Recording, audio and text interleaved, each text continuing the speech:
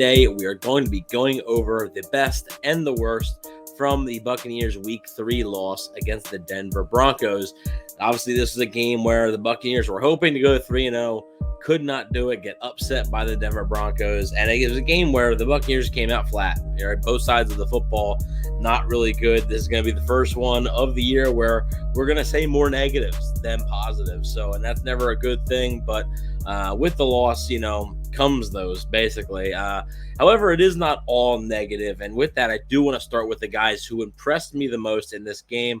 The first one we're going to talk about is rookie running back Bucky Irving. Now, Bucky Irving had 9 carries for 70 yards, a 7.8 yard average, including a long of a 32-yarder. So, pretty good day for Bucky Irving. And not only did he show the running ability, but it's just the quick cuts, right? The ability to make a man miss, make something out of nothing. He's really coming into his own quickly, per se, into this offense. And I think we are going to see more and more of Bucky Irving each week as time goes on. And rightfully so if he continues this production, because he has been pretty good when he has been given the opportunity. So I do think he has earned that. In the passing game, he wasn't as effective, but he still had 3 catches for 14 yards. So that's not really his calling card. But what he can do is exactly what he showed on Sunday, which is, escape, lanes, acceleration and burst, which is something that, look, I don't have a big issue with Rachaad White. I think Rachaad White's a fine running back,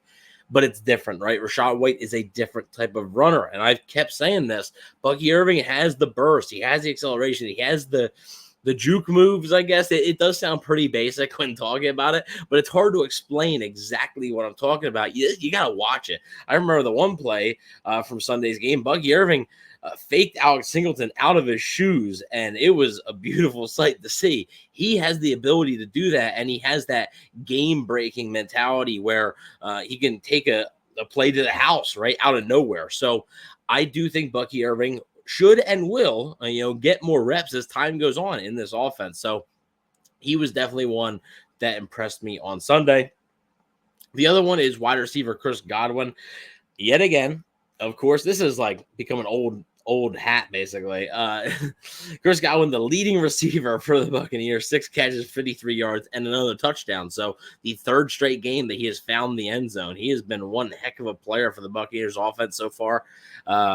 Unfortunately, he's been pretty much the only one, right? They haven't got Mike Evans involved as much, but Chris Godwin has stepped up. And again, he looks like the old Chris Godwin. I'm not saying that the Chris Godwin of 2022 or 2023 didn't look good. He looked fine, but that didn't look exactly like Chris Godwin. I think going back into the slot now, playing a similar role that he did in the early years of the Bruce Arians offense, I think he's really coming back into that role, and I think he's thriving in it right now. So the Buccaneers are really benefiting from it, and it's a good sight to see. It's a good thing for the offense, especially if Mike Evans is not going to get as involved in the passing game as you would like him to be. And I do think Mike will get his. I think that'll happen, but for now, Chris Godwin is balling out for the Buccaneers. Now we have to go to the negatives. And like I said, there was going to be more negatives than positives in this one. That's just the way it goes with a loss. But with that, we are not going to single out a particular player when talking about this, but I'm going to say the interior offensive line, okay? And I guess I'll single out 3 players because the interior does, require 3 players. That's center Graham Barton and guards Ben Bredeson and Cody Mauch. Now, the interior of the offensive line struggled all day long. I mean, the offensive line as a whole struggled, but from what I had seen, the Broncos were getting a really solid push up front, right? When it came to rushing the passer, defending the run, which Denver was not good at defending the run heading into this game. So I do think that Cody Mauch struggled. He allowed a sack and then proceeded to the very next play, got beat again. Graham Barton had a penalty. Just sloppy play all around. Ben Bredeson had a few plays he'd like to have back. We knew, I think, going into the season that the interior of the line was going to be maybe a work in progress. Cody Mauch still developing. You got the first round pick, the rookie, and Graham Barton. Ben Bredeson's kind of been that journeyman style guy, but I do think that the Buccaneers need more production. Like they need their interior of the offensive line to be better, especially better than it was on Sunday. And hopefully a guy like Cody Mauch can bounce back, because year 2 so far has not been great for Cody Mauch, and hopefully he can bounce back. Graham Barton, still learning the ropes of the NFL. I'm willing to give him a little bit more leeway, but I do think the entire interior struggled.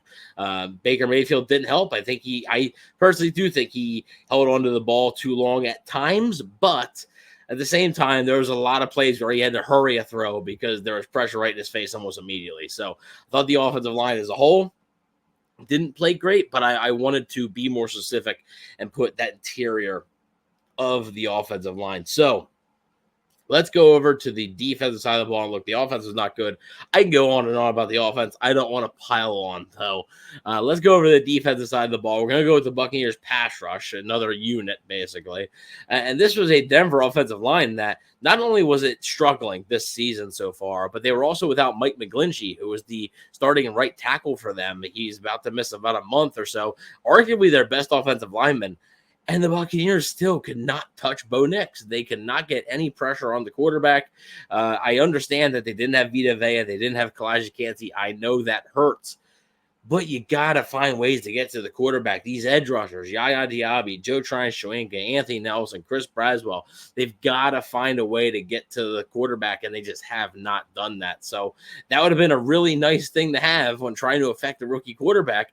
Get him off his spot, get him uncomfortable, because as soon as a rookie quarterback gets into a rhythm like that and he's not getting hit, it becomes pretty easy for him, honestly. And you saw what happened on Sunday to the Buccaneers defense. So not being able to get pressure on the quarterback really hurt the Buccaneers in this one. And they're going to be playing some much better quarterbacks than Bo Nix coming up and some much better offenses. So they're going to need to tighten stuff up.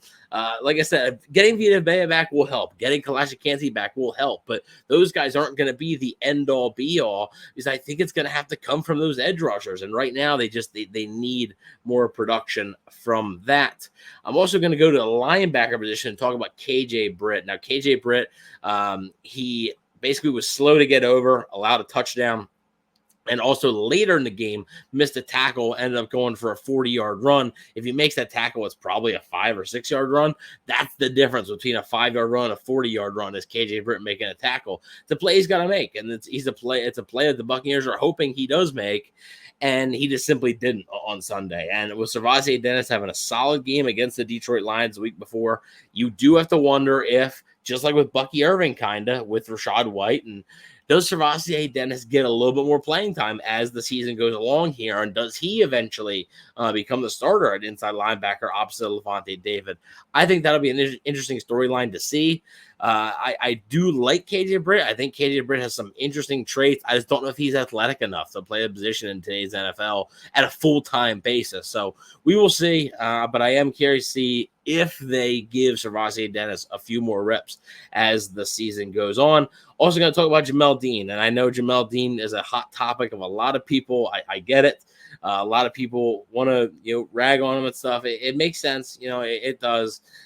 He did struggle on Sunday. I think the secondary as a whole got off to a really slow start. But him specifically, he did struggle a little bit. And it's just something where they're going to need to bounce back. Right. And I could put 10 more names on this list, and it was the entire team that was just flat. It isn't just one person why they lost. It's a total team loss. So I am going to do one more person, though, and it's a special teamer, Jake Kamara. Now, Kamara did have a good punt. It was kind of nullified because it was a good return by the Broncos, but he had a few punts that were just not good enough. And this comes after a preseason where Todd Bowles was very critical of Jake Kamara and said that, look, the punting is something we need to get better at, and I don't think they've gotten better. So I do wonder how long the leash is for Jake Kamara. How many more weeks are the Buccaneers going to have this go on before they decide to pull the plug? So I don't think anything is imminent. I don't think it's like, oh, Jake Kamara, count your days.